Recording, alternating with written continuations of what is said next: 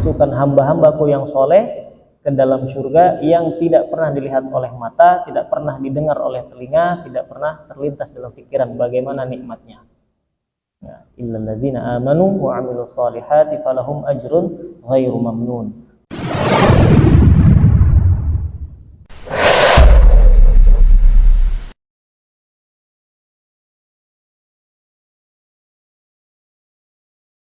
Bismillahirrahmanirrahim. Assalamualaikum warahmatullahi wabarakatuh.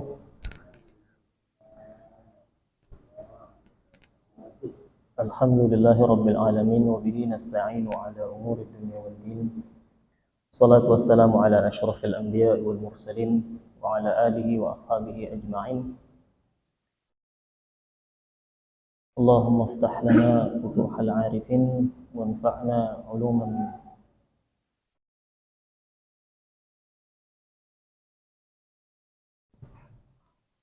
Allahumma inna nas'aluka 'ilman nafi'an wa rizqan wasi'an wa 'amalan mutaqabbalan. Rabbi shrah li sadri wa yassir li amri wa hlul 'uqdatam min lisani yafqahu qawli. Bapak-bapak jamaah salat maghrib yang dimuliakan Allah Subhanahu wa taala, bersyukur kepada Allah kita masih bisa berkumpul dalam rangka mempelajari di antara ayat-ayat Allah Subhanahu wa taala yang pada pertemuan yang lalu kita sudah sampai surat apa, Pak? Al-Insyirah. Al-Insyirah. Alhamdulillah, ya, mudah-mudahan datangnya kita ke sini, duduknya kita di sini bagian daripada kelapangan hati kita yang Allah Subhanahu wa taala lapangkan, ya. Kalau kita akan lanjut ke surah At-Tin, ya, surah yang ke-95, surah Makkiyah, turun sebelum Rasulullah hijrah ke Madinah, terdiri daripada 8 ayat, ya, yang isi surat ini adalah Allah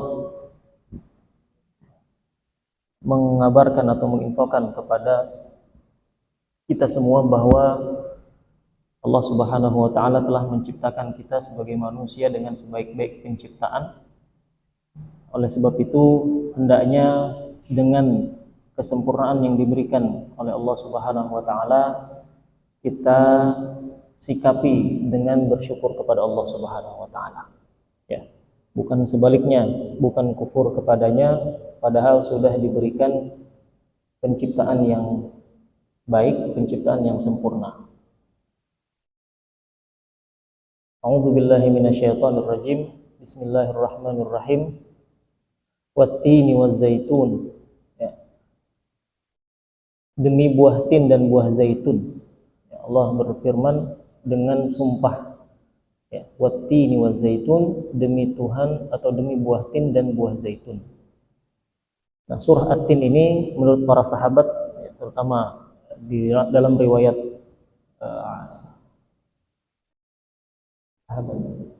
Al-Barra kalau tidak salah, mengatakan Nabi ketika bersafar, ya, pernah suatu kali dia bersafar bersama Nabi, kemudian Nabi sholat Isya, di salah satu rakaatnya beliau membaca surah At-Tin, ya.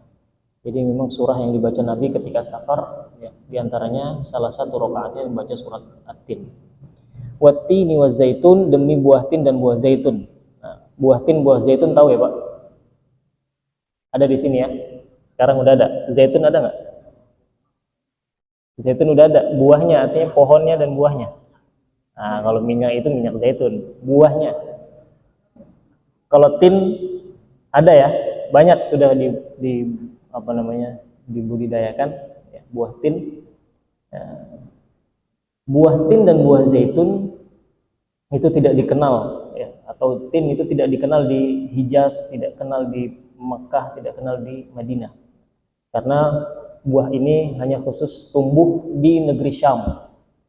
Hanya tumbuh di negeri Syam, yaitu hari ini Syam itu meliputi Syria, Palestina, Libanon, dan Yordania. Nah, itulah tanah yang diberkahi. Nah, dan buah ini tumbuhnya di sana. Ya, asal muasal tumbuhnya di Syam. Dan Allah Subhanahu wa taala menyebut buah tin karena beberapa faedah atau karena beberapa manfaat atau beberapa alasan. Para ulama menyebutkan diantaranya paling tidak ada 3. Yang pertama, buah tin ini adalah buah yang memiliki sifat paling mirip dengan buah-buahan yang ada di surga. Buah yang paling mirip dengan buah-buahan yang ada di surga. Apa kemiripannya? Yang pertama adalah buah tin ini tidak terhalang, buah yang tidak terhalang, sehingga mudah dipetik. Kemudian buah tin ini cenderung rendah, pohonannya rendah sehingga mudah juga untuk dipetik. Sudah merendah, tidak terhalang. Jadi tinggal ngambil aja gitu. Kan kalau ngambil rambutan kan menggudu begini dulu ya, dialang-alangin sama daun-daun yang lain. Kalau buah tin enggak, dia bisa dipetik dan juga rendah. Dan yang ketiga, buah tin bisa dimakan semuanya, sekulit-kulitnya. Nah, kalau ada buah yang bisa dimakan begitu, buah durian misalnya, dimakan kulitnya. Ada buah yang anggur ya, bijinya gitu ya. Nah, buah tin bisa dimakan sekulit-kulitnya. Jadi tidak perlu dilepas atau dikupas dan seterusnya. Itu keutamaan atau keistimewaan buah tin. Buah tin wa zaitun. Begitu juga buah zaitun. Buah zaitun banyak juga manfaatnya dan termasuk buah yang diberkahi. Wa tin wa zaitun, dan menunjukkan buah ini hanya tumbuh di Syam. Sehingga para ulama menyebutkan bahwa Allah ingin bersumpah dengan sebuah tempat, yaitu Syam. Wa turi sinina, wa turi sinin, dan demi gunung Sinai. Gunung Sinai adalah tempat di mana Nabiullah Musa diajak bicara oleh Allah Subhanahu wa taala. Dan gunung Sinai, wa turi sinin wa hadzal baladil amin, dan demi negeri atau negeri Mekah yang aman ini. Jadi Turi Sinin sebuah tempat di gunung Sinai yang merupakan tempat turunnya wahyu atau tempat Nabiullah Musa alaihi salam diajak bicara oleh Allah Subhanahu wa taala. Wa hadzal baladil amin, dan demi negeri Mekah yang aman ini. Nah, ini menunjukkan 3 ayat ini, wattini wa zaitun, pertama negeri Syam, dan di Syam itu mayoritas para nabi turun di bumi Syam. Di antaranya adalah Nabiullah Isa alaihi salam di Palestina, di Syam. Dan kemudian wa turi sinin adalah Nabiullah Musa menerima wahyu dan diajak bicara oleh Allah Subhanahu wa taala di gunung Sinai. Wa hadzal baladil amin, dan demi negeri Mekah yang aman ini, yaitu Mekah, di mana Nabi Muhammad SAW mendapatkan wahyu.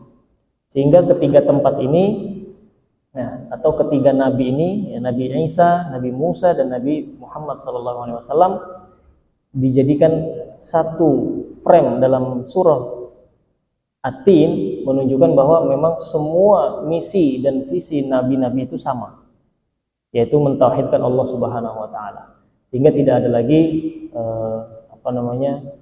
perbedaan. Ini Nasrani, ini Yahudi, misalnya ini mengikuti ajaran Nabi Isa, mengikuti ajaran Nabi.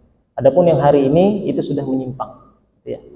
Maka Nabi mengatakan, siapa saja yang mendengar perkataanku, baik Yahudi ataupun Nasrani, tetapi tidak beriman, maka tempatnya adalah neraka. Ya. Nah, ini menunjukkan bahwa Nabi Isa, Nabi Musa itu memiliki ajaran yang sama dengan Nabi Muhammad SAW, yaitu mentauhidkan Allah Subhanahu wa taala. Laqad khalaqnal insana fi ahsani taqwim. Sungguh kami telah menciptakan manusia dalam bentuk yang sebaik-baiknya.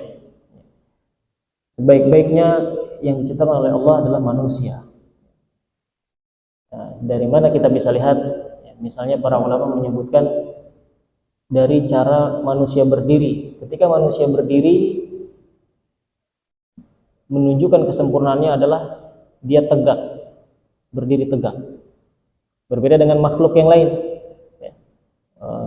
Hewan-hewan sekalipun dia berkaki dua, ya, kalau dia berjalan ya, atau berdiri dia pasti bungkuk, nggak bisa jalan tegak gitu ya, pasti jalan bungkuk. Dan manusia diciptakan dengan sebaik-baiknya, yaitu diantaranya adalah dia bisa berdiri dengan tegak, ya, kemudian berjalan juga dengan tegak. Ya. Dan kalau dilihat dari sisi organ di dalam tubuh manusia itu lebih sempurna lagi, ya, lebih luar biasanya lagi. Maka Allah menyebutkan laqad khalaqnal insana fi ahsani taqwim tsumma radadnahu asfala safilin. Kemudian kami kembalikan dia ke tempat yang serendah-rendahnya. Nah, serendah-rendahnya memiliki dua makna. Yang pertama, kami akan kembalikan manusia kepada kondisi kepikunan, ya. Sehingga nanti ketika manusia sudah tegak, pada akhirnya serendah-rendahnya kondisi manusia adalah ketika ia pikun. Ketika ia pikun, ya. Tapi bukan berarti ketika ia pikun ia tidak mendapatkan pahala daripada ibadah. Ketika dia pikun dan ketika dia sebelumnya sehat walafiat, dia mengerjakan ibadah, kemudian dia sampai pada kondisi kepikunan itu, dia tetap mendapatkan pahala sebagaimana dulu waktu dia sehat, bagaimana waktu dia ingat. Karena mengambil hadis Nabi SAW, siapa yang sakit atau bepergian, kemudian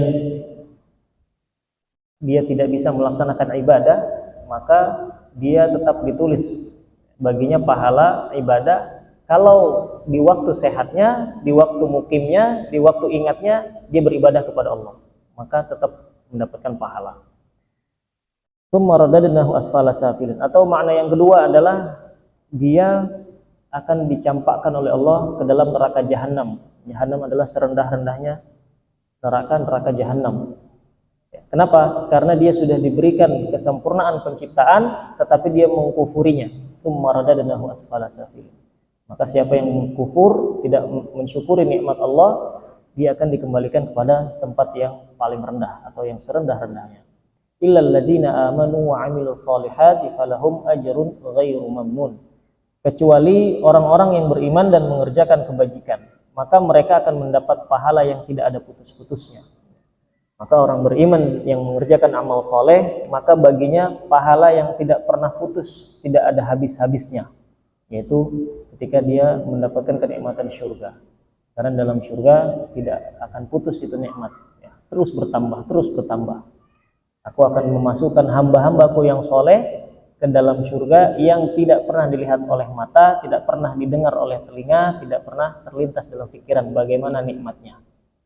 Ya, illal ladzina amanu wa 'amilus solihati falahum ajrun ghairu mamnun. Fama yukadzibuka ba'du biddin.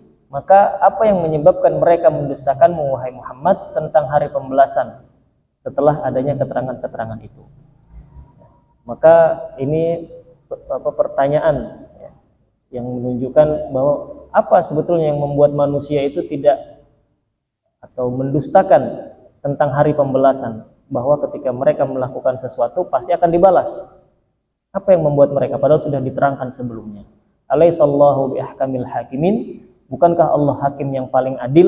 Ya, keadilan Allah tidak ada yang bisa menandingi.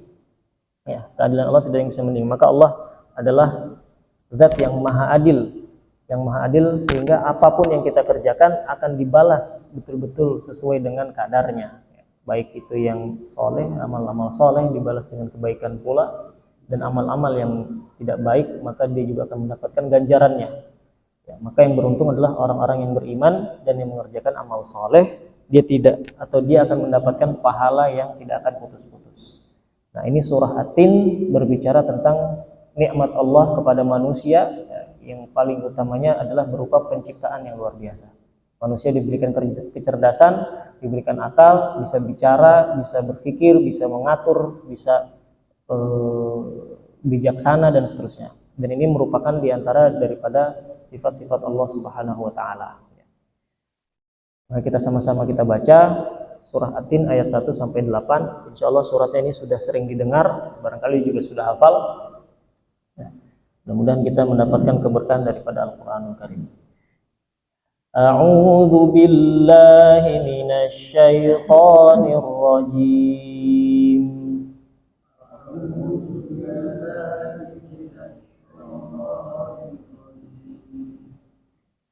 Bismillahirrahmanirrahim.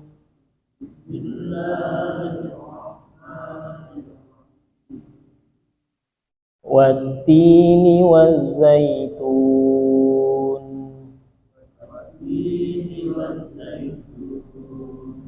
wa turi sinin wa hadzal baladil amin.